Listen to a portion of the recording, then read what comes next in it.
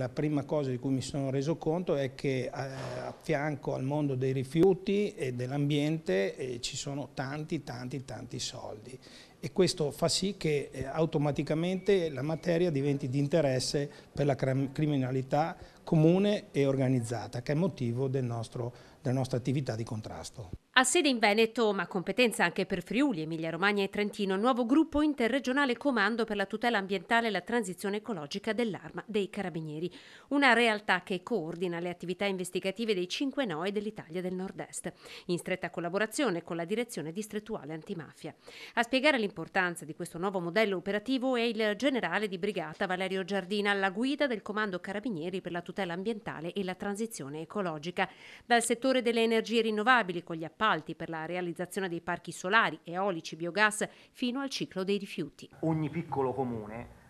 ha il servizio di raccolta e smaltimento di rifiuti, sono soldi dei cittadini quelli e noi dobbiamo garantire che quei soldi vadano indirizzati esattamente a quei fini e non è sempre facile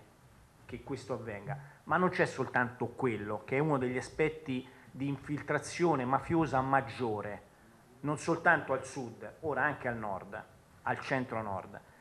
ma c'è tutta la filiera del ciclo del cemento e delle cave. Il fatto che questo assetto specialistico dell'Arma sul Veneto assuma una configurazione più solida, più corposa, è certamente un elemento di valore per tutto il sistema Arma operante su questa regione. Una regione che in tema di ambiente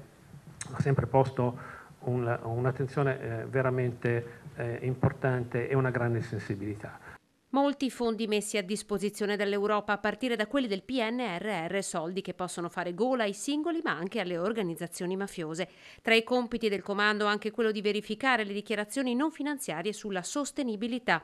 L'Arma dei Carabinieri realizza così un modello anche di lavoro che potrebbe diventare punto di riferimento per tutte le forze di polizia.